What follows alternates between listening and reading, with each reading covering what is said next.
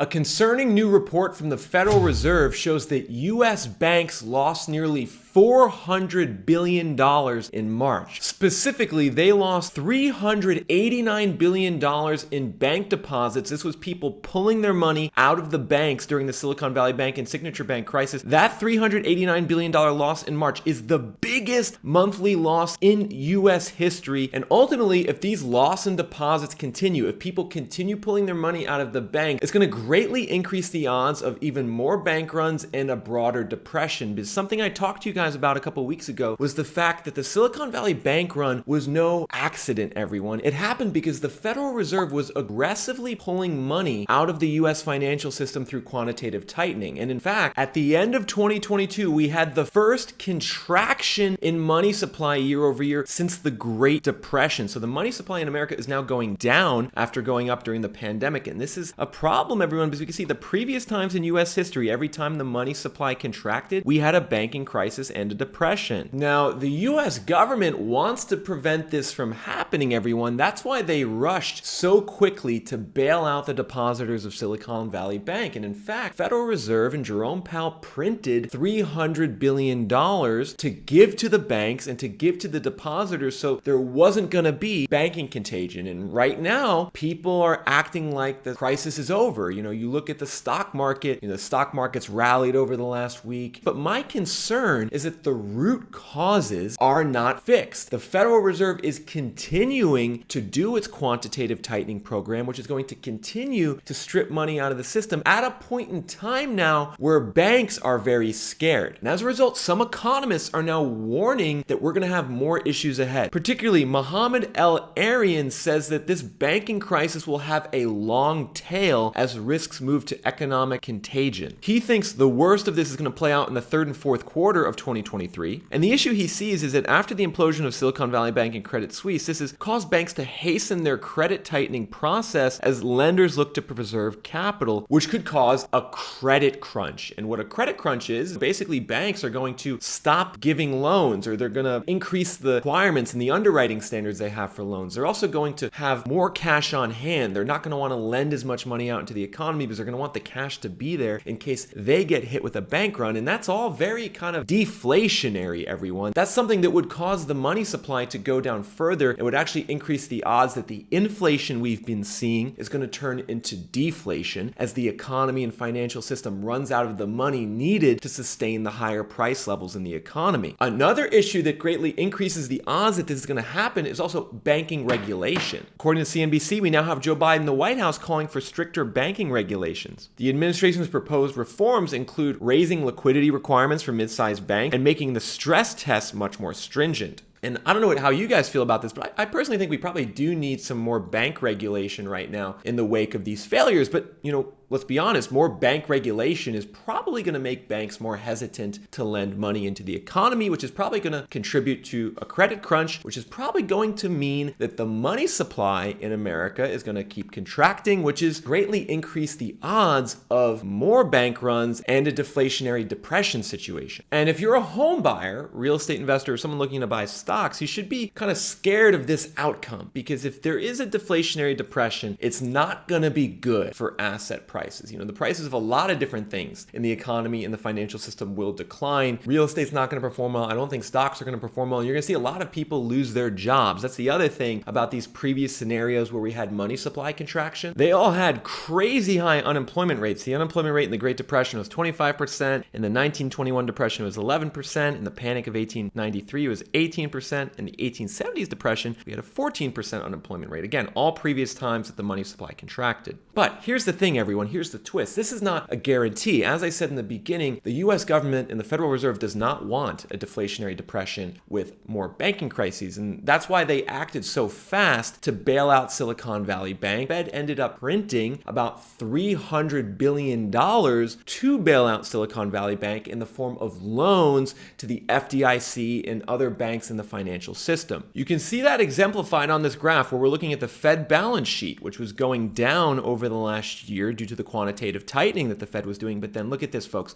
Wham! The balance sheet expanded by about $350 billion over the last 3 weeks due to those loans I talked about that the Fed made to the FDIC. Now the balance sheet is starting to contract again because the Fed is still doing quantitative tightening. And so this is kind of confusing, folks. So like, is the Fed actually doing inflationary money printing right now, or are they not? Well, we don't know the answer to that question yet. We're going to have to look and see how banks react. If banks continue to be scared, and if depositors continue to withdraw money from the banks, a deflationary situation where the money supply contracts is going to happen. However, if the banks and the financial system view the Fed's bailout as like this as this suggestion that they can do whatever they want and it's no big deal, well, then maybe the banks actually start loaning out more money into the system, and that $300 billion the Fed gave them gets pushed out into the economy, which would create more inflation. So everything really rests with what the banks do. And the statistic and the metric I'm looking at to tell me if this credit crunch happens or if it doesn't is something called bank credit. Bank credit is the sum of all the assets on the bank's balance sheet, which typically include loans to businesses and consumers. They also include, U.S. Treasury bills that the banks buy to fund our government debt. And it's actually a simple formula here, everyone. Generally speaking, the bank credit, what they give out into the economy, more or less equals the bank deposits, the amount of money that you and me put into the bank. And so if the deposits go down, the bank credit is going to go down. And in particular, folks, I'm looking at here the year-over-year percentage change in bank credit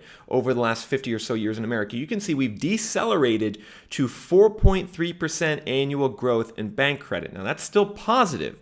So the banks are still putting some money out into the economy, but you can see this is heavily decelerated from where it was in 2022. And the previous times in history that we see this deceleration in bank credit, you can see the gray shaded bars. It typically means there's a recession. Now, I want to point you to 2008, 2009, because that wasn't just a regular old recession. It looked a lot like a depression. The bank credit went negative year over year, which was a huge, huge deal. That meant money was really getting sucked out of the system, and it made that recession and downturn worse. We clearly aren't at that point yet. As I said, 4.3% year-over-year growth still, but if we see the credit crunch play out, that bank credit growth will continue decelerating, and maybe it even turns negative. And so if you're a home buyer, an investor, or someone just trying to understand where the economy is going to go, I think that bank credit metric is the most important one for you to track, because what the banks do is going to determine where the economy goes in the future. Lastly, everyone, I have to comment on something, a question I see a lot of you guys asking in the comment section. In fact, my mom has also asked me this question, and it goes like this: Nick,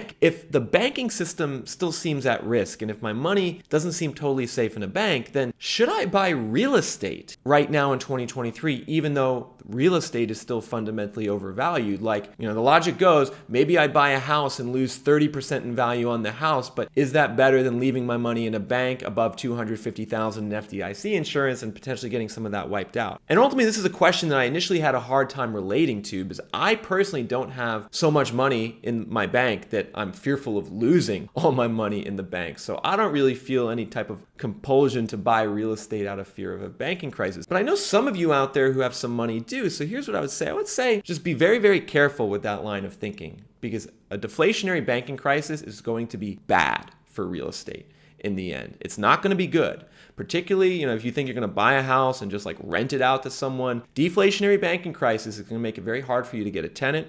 You're going to probably have to float the property, be prepared to just pay the expenses for a while out of pocket, and be prepared to see the value of your property go down by 30%. If you want to engage in that type of strategy to de-risk yourself from the banking system. Personally, what I would do if I had a lot of money and I was wanting to de-risk myself from the banking system, I would buy U.S. Treasury bills. Right now, the 3-month U.S. Treasury is yielding 4.8%. So you get a 4.8% annualized return on a 3-month U.S. Treasury. If you were going to do that, I would probably recommend that you make an account with treasurydirect.com and buy directly from the U.S. Treasury rather than going through an intermediary. But ultimately, folks, this is a situation in 2023 where there's no good option. Everything seems to be overvalued. Just in terms of the housing market, folks, trust your gut and intuition. If you go to buy a house, it looks too expensive, and you're like, I can't see myself paying this much for a house, don't do it. And I'm actually curious, folks, what do do you think the outcome is going to be throughout the rest of 2023? Do you think we're going to have more banking crises? Do you think we're going to have more money supply contraction and some type of deflationary depression? Or do you think we're going to see more inflation,